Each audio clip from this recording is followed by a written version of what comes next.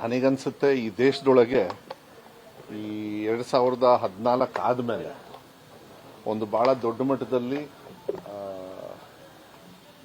ಕೇಂದ್ರ ಸರ್ಕಾರದ ತಪ್ಪುಗಳು ಈ ದೇಶದ ಯುವಕರು ತೋರಿಸ್ಕೊಟ್ಟಿದ್ದಾರೆ ಅಂತ ಹೇಳಿ. ಹಂಗಂದ ತಕ್ಷಣ ವಿರೋಧ ಪಕ್ಷದವ್ರು ಏನ್ ಮಾಡಿದ್ರಿ ಅಂತ ಹೇಳಿ ಕೇಳ್ಬೋದು ನೀವು.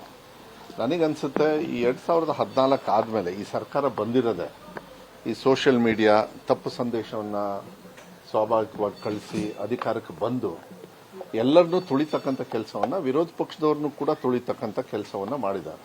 ಎಲ್ಲಿವರೆಗೂ ಹೋದ್ರು ಅಂದ್ರೆ ಯಾರು ಜನಪ್ರತಿನಿಧಿಗಳು ಒಂದು ಪಕ್ಷದಲ್ಲಿ ಇರ್ತಾರೆ ವಿರೋಧ ಪಕ್ಷದಲ್ಲಿ, ಅವಾಗ ಅವ್ರು ಕೆಟ್ಟವ್ರನ್ನ ಬಿಂಬಿಸ್ತಕ್ಕಂಥದ್ದು.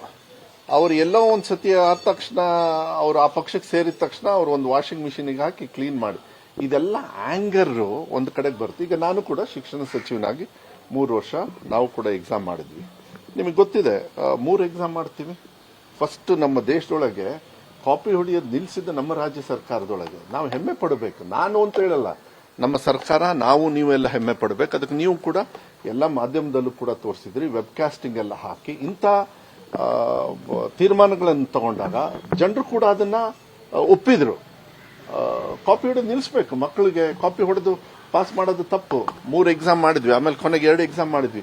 98.08 ಏನ್ ರಿಸಲ್ಟ್ಸ್ ಬಂದಿದೆ. ಕೆಲವು ಟೀಕಾ ಟಿಪ್ಪಣಿಗಳು ಅದನ್ನು ಮಾಡ್ತಾರೆ, ಮಾಡ್ಕೊಳ್ಳಿ. ಆದ್ರೆ ರಿಸಲ್ಟ್ ನಮ್ಮ ಮಕ್ಕಳಿಗೆ ಭವಿಷ್ಯವನ್ನ ರೂಪಿಸ್ತಕ್ಕಂಥ ಕೆಲಸವನ್ನ ಮಾಡಬೇಕು. ಆಮೇಲೆ ಜಂತರ್ ಮಂತರು ಮತ್ತು ಇಡೀ ಭಾರತ ದೇಶದೊಳಗೆ ಯುವಕರು ಎದ್ದು ಹೊರಗಡೆ ಬಂದವರು ಅವರೆಲ್ಲರೂ ಕೂಡ ಅವ್ರ ತಂದೆ ತಾಯಿಯವರೇ ಕಳಿಸಿರ್ತಾರೆ. ಯಾಕೆಂದ್ರೆ ಅವ್ರ ತಂದೆ ತಾಯಿಯವರು ಮತ್ತು ಯಾರ್ಯಾರು ವೋಟಿಂಗ್ ಮಾಡಿದ್ರು ಬಿಜೆಪಿ ಅವರಿಗೆ, ಅವರೇ ಇವತ್ತು ಬೀದಿಗೆ ಬಂದು ಅವ್ರ ವಿರುದ್ಧವಾಗಿ ಹೋರಾಟ ಮಾಡಿದ್ದಾರೆ. ಯಾಕೆಂದ್ರೆ ನಂಬಿಕೆಗೆ ದ್ರೋಹ ಮಾಡಬಾರ್ದು. ಯಾವಾಗಲೂ ಗೆಲುವು ಸೋಲು ಇರ್ತದೆ, ಇಲ್ಲ ಅಂತ ಹೇಳಲ್ಲ. ಟೀಕಾ ಟಿಪ್ಪಣಿಯನ್ನ ಮಾಡೋದು ರಾಜನಾಥ್ ಸಿಂಗ್ ಅವರೇನು, ಇದು UPA ಸರ್ಕಾರ ಅಲ್ಲ, ಇದು NDA, ನಾವು ರಿಸೈನ್ ಮಾಡಿ ನಮಗೆ ಗೊತ್ತೆ. ಎಷ್ಟು ದುರಂಕಾರ ಇರಬೇಕು. ಈ ಭಾರತ ದೇಶದ ಒಬ್ಬ ಮಂತ್ರಿಗೆ ನಾವು UPA ಅಲ್ಲ, ನಾವು ಇದು ಆಯ್ತು. ಡಾಕ್ಟರ್ ಮನಮೋಹನ್ ಸಿಂಗ್ ಅವರಿಗೆ ಮೌನ ಏನೋ ಪ್ರೈಮ್ ಮಿನಿಸ್ಟರ್ ಏನೋ ಅಂತ ಹೇಳೋರು. ನಾಚಿಕೆ ಆಗ್ಬೇಕು. ನರೇಂದ್ರ ಮೋದಿ ಅವರು ಯಾವತ್ತಾರು ಬಂದು ನಿಮ್ಮ ಎದುರುಗಡೆ ಬಾಯ್ ಬಿಟ್ಟಿದ್ದಾರೆ. ಹೊರದೇಶಕ್ಕೆ ಹೋಗಿ ಮತ್ತೆ ದಯವಿಟ್ಟು ನಿಮಗೆ ಅನ್ಸ್ಬೋದು ಏನಪ್ಪ ಹಿಂಗೆ ಹೇಳ್ತಾ ಇರ್ತಾರಂತ. ಹೊರದೇಶಕ್ಕೆ ಹೋಗಿ ಹಲ್ಕಿಸಿತಾರೆ, ಕೈ ಅಗಲ ಮಾಡಿ ಎಲ್ಲರನ್ನೂ ಒಪ್ಕೊಳ್ತಾರೆ. ನಮ್ಮ ಭಾರತ ದೇಶದವ್ರನ್ನ ಯಾರನ್ನಾದ್ರೂ ಯುವಕರನ್ನ ಇಲ್ಲಿ ಯಾರಿಗಾರು ಒಂದು ಸಂತೋಷದಿಂದ ನಗುಮುಖದಿಂದ ನೋಡಿರ್ತಕ್ಕಂಥದ್ದು ಏನಾರು ನೋಡಿದೀರಾ? ರಾತ್ರಿ ಎದ್ದು ವಿಡಿಯೋ ಮಾಡ್ತಕ್ಕಂಥದ್ದು ವ್ಯವಸ್ಥೆನ ಇವತ್ತು ಯುವಕರು ನರೇಂದ್ರ ಮೋದಿ ಅವರಿಗೆ ತಂದಾರೆ ಅಂತ ಹೇಳಿದ್ರೆ ಅವ್ರ ಶಕ್ತಿ ಏನು ಅಂತ ಹೇಳಿ ಅದನ್ನ ವಿರೋಧ ಪಕ್ಷದವರು ಆ ಫೋರ್ಸ್ನ ಹಾಳು ಮಾಡಬಾರ್ದು. ಇದು ಗೆಲುವು ಬಂದೇ ಬರ್ತದೆ. ಅವ್ರ ಜೊತೆಗಿದ್ದು ಮತ್ತೆ ಅದಕ್ಕೊಂದು ಪೊಲಿಟಿಸೈಸ್ ಮಾಡಬಾರ್ದು ಅಂತ ಹೇಳಿ ಹೊರಗಡೆ ಇದ್ದು ಅವರಿಗೆ ಸಹಕಾರ ಮಾಡಿರೋದು ಬಹಳ ಗೌರವಪೂರ್ವಕವಾಗಿ ಮಾಡಿದ್ದಾರೆ. ಬಿಜೆಪಿಯವರು ಕೂಡ ಸುಮಾರಷ್ಟು ಜನರು ನಮಗೂ ಕೂಡ ಹೇಳಿದ್ದಾರೆ, ಇಲ್ಲ ಸರ್ ಇದು ಬಹಳ ಒಳ್ಳೇದು, ಇದೊಂದು ಬಹಳ ಕೆಟ್ಟು ನೀತಿ ಅಂತಂದ್ರೆ ಪ್ರಜಾಪ್ರಭುತ್ವದಲ್ಲಿ ಇವತ್ತು ನಮಗೆ ಸ್ವತಂತ್ರ ಸಿಕ್ಕ ಮೇಲೆ ಏನಾದರೂ ಈ ಪ್ರಜಾಪ್ರಭುತ್ವವನ್ನ ಬಾಬಾ ಸಾಹೇಬ್ ಅಂಬೇಡ್ಕರ್ ಅವರು, ಮಹಾತ್ಮ ಗಾಂಧಿ ಅವರು ಏನು ಹೋರಾಟ ಮಾಡಿ ನಮಗೆಲ್ಲ ಕೊಡಿಸಿದ್ದಾರೆ, ಒಂದು ಸಂವಿಧಾನವನ್ನು ಬರೆದು ಕೊಟ್ಟಿದ್ದಾರೆ. ಒಂದು ಯಾವ ರೀತಿ ಈ ಭಾರತ ದೇಶದಲ್ಲಿ ಇರಬೇಕು ಅದನ್ನು ತದ್ದು ವಿರುದ್ಧವಾಗಿ ಅದನ್ನು ಹಾಳು ಮಾಡಬೇಕು, ಬದಲಾವಣೆ ಮಾಡಬೇಕು ಅಂತ ಬಂದವರು ಬಿಜೆಪಿಯವರು. ಆ ಬಿಜೆಪಿಯವರು ಅಧಿಕಾರಕ್ಕೆ ಬಂದಿದ್ದು ಕೂಡ ಈ ದೇಶವನ್ನು ಒಡೆದಾಳ್ದವ್ರು. ಬಿಜೆಪಿಯವರು ಒಂದು ಬ್ರಿಟಿಷ್ ಅವರು ಒಡೆದು ನಮ್ಮ ಭಾರತ ದೇಶನ. ಇಲ್ಲಾಂದ್ರೆ ನಮ್ಮ ಭಾರತ ದೇಶ ಯಾವಾಗಲೂ ಒಗ್ಗಟ್ಟಿರ್ತದೆ. ನಮ್ಮ ಭಾರತ ದೇಶ ಯಾವಾಗ ಹಾಳಾಗುತ್ತೆ ಅಂದ್ರೆ ಒಡೆದಾಗ ಮಾತ್ರ. ಬೇರೆಯವ್ರು ಬಂದು ಮುಸ್ಕೊಳ್ತಾರೆ. ಅದನ್ನ ಬಿಜೆಪಿಯವರು ಮಾಡಿದ್ದಾರೆ, ಬ್ರಿಟಿಷ್ ಅವರಿಂದ ಇವರು ಕಲ್ತಿದ್ದಾರೆ. ಇವತ್ತು ಅದನ್ನ ಇವರು ಕೊಬ್ಬನ್ನ ಇಳಿಸಿದ್ದಾರೆ.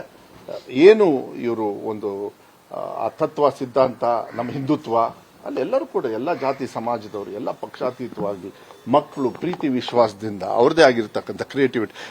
ಕೆಲವು ಸತಿ ನ್ಯಾಷನಲ್ ಮೀಡಿಯಾ, ಕೆಲವು ಮೀಡಿಯಾದವರಿಗೆ, ಮೈನ್ ಸ್ಟ್ರೀಮ್ ಮೀಡಿಯಾದವರಿಗೆ ಅವರು ನಡ್ಕೊಂಡಿರ್ತಕ್ಕಂಥದ್ದು ಆಂಗರಿಗೆ ಮಾಡಿದ್ದಾರೆ ಹೊರತು. ನಾನು ನಿನ್ನೆ ನೋಡಿದೆ, ಇವತ್ತು ಬೆಳಗ್ಗೆ ನೋಡ್ತಾ ಇದ್ದೆ ನಾನು. ಅವ್ರಿಗೆಲ್ಲರಿಗೂ ಹೋಗಿ ಕೈ ಹಿಡಿದು ಸಾರಿ ಅಂದು ಒಂದಿಬ್ರಿಗೆ ಕಾಲಿಗೆ ಬಿದ್ದುಬಿಟ್ರು ಅವರು. ಸಾರಿ, ಆ ಆಂಗರ್ ಅಲ್ಲಿ ನಾವು ಹಂಗೆ ಮಾಡಿದ್ವಿ ಅಂತ. ಮಕ್ಕಳಿಗೆ ಒಳ್ಳೆ ದಾರಿ ಇದೆ, ಅವ್ರ ಹತ್ರ ಒಳ್ಳೇದು ಇದೆ, ಆಂಗರು ಇದೆ. ಆ ಆಂಗರ್ನ ಬೀದಿಗೆ ತರಬಾರ್ದು. ನಾನು ಹೇಳ್ತೀನಲ್ಲ, ಈ ದೇಶದಲ್ಲಿ ಎಜುಕೇಶನ್ ಸಿಸ್ಟಮ್ನ ಕೊಡಿ. ಖರ್ಚು ಮಾಡೋದನ್ನ ಎಷ್ಟು ಖರ್ಚು ಮಾಡ್ತಾರೆ? 1.5 ಲಕ್ಷ ಕೋಟಿ. ನಾವು ಸುಮಾರು 11% ನಮ್ಮ ಬಜೆಟ್ ಏನಿದೆ 11% ಸಿದ್ದರಾಮಯ್ಯ ಸಾಹೇಬರು ಮುಖ್ಯಮಂತ್ರಿಗಳಿದ್ದಾಗ, ನಾನಿದ್ದಾಗ 33,000 crores ಖರ್ಚು ಮಾಡ್ತಾ ಇದ್ದೆ. ನಾನಿವಾಗ 44,000 ನಾವು ಎಜುಕೇಶನ್ಗೆ ಖರ್ಚು ಮಾಡ್ತೀವಿ ಅಂತ ನೀವೇ ಹೇಳಿ ನೋಡೋಣ.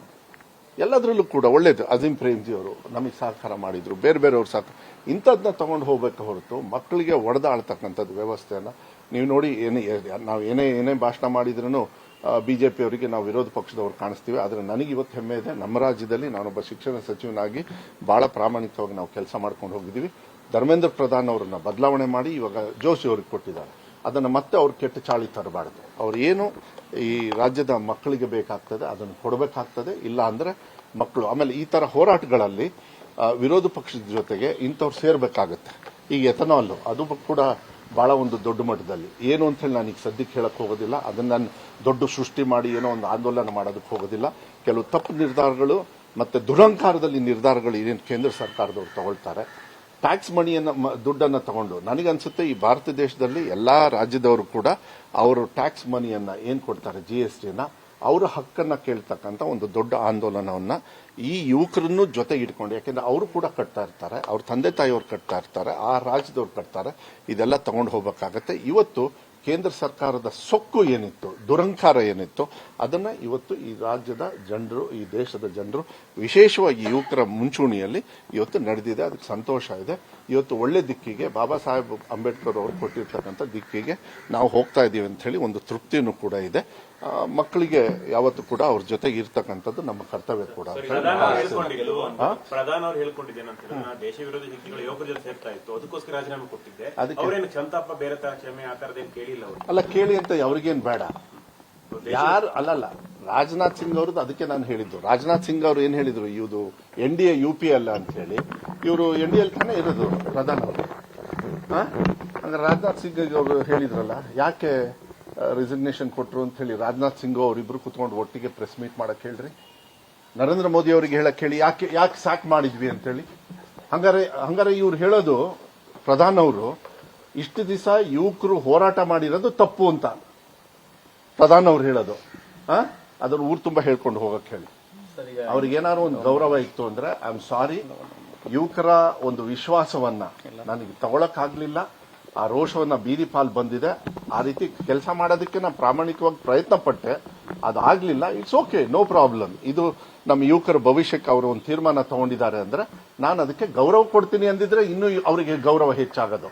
ಆದ್ರೆ ಇನ್ನೂ ದುರಾಂಕಾರದಲ್ಲಿ ಮಾತಾಡಿರ್ತಕ್ಕಂಥ ಪ್ರಧಾನ್ ಅವರು, ಅದು 170, 180 ಪೇಪರ್ಸ್ ಲೀಕ್ ಆದ್ಮೇಲೆ ಇನ್ನೂ ಕೂಡ ದುರಂಕಾರದಲ್ಲಿ ಮಾತಾಡ್ತಾ ಇದ್ದಾರೆ ಅಂದ್ರೆ ಐ ಥಿಂಕ್ ನನಗನ್ಸುತ್ತೆ ಇನ್ನೂ ಸ್ವಲ್ಪ ಕೊಬ್ಬು ಇದೆ ಅವರಿಗೆ. ಅದನ್ನ ಇನ್ನ ಯುವಕರು ನೋಡ್ಕೋತಾರೆ ಅಷ್ಟೇ.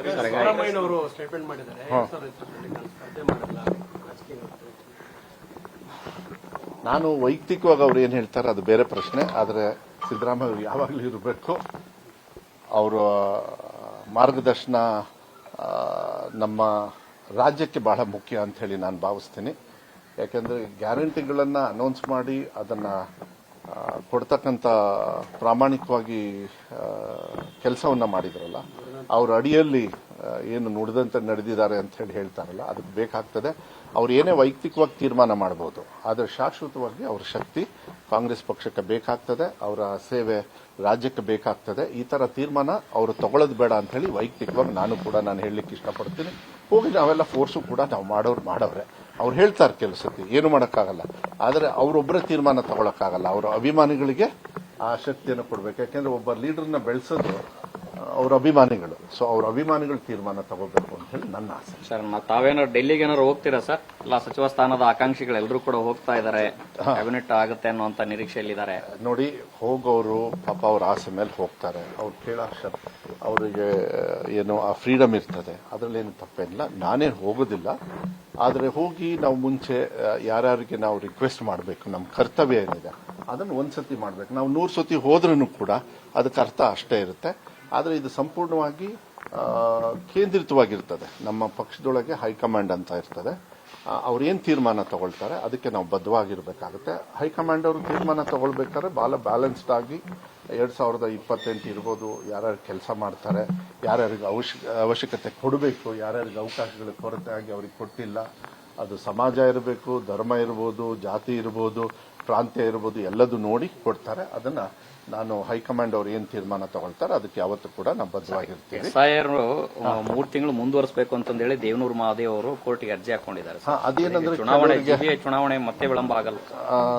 ನನ್ಗೆ ಗೊತ್ತಿಲ್ಲ ಅದು ಅಲ್ಲ, ಅದು ವೈಯಕ್ತಿಕವಾಗಿ ದೇವನೂರು ಅವ್ರು ಯಾಕೆ ಹೇಳ್ತಾರೆ ಅಂತ ಹೇಳಿದ್ರೆ ಎಲ್ಲರಿಗೂ ಮತದಾನದ ಹಕ್ಕು ಬೇಕಾಗ್ತದೆ. ಇಂಥ ಫೋರ್ಸ್ ಮಾಡಿ ವೆಸ್ಟ್ ಬೆಂಗಾಲಲ್ಲಿ ಬಿಹಾರಲ್ಲಿ ಮಾಡಿರ್ತಕ್ಕಂಥ ತಪ್ಪುಗಳನ್ನು ಇಲ್ಲೂ ಏನಾದ್ರು ಮಾಡಿಬಿಟ್ರೆ ಕಷ್ಟ ಆಗುತ್ತೆ ಅಂತ ಹೇಳಿ ಈಗ ಸೊರಬ ಎಲ್ಲ ನಾವೆಲ್ಲ ಆಗಲೇ 91%, 92% ಎಲ್ಲ ಬಂದಿದ್ದೀವಿ. ನಮ್ಮ ಕಡೆಗೆಲ್ಲ ನಾವು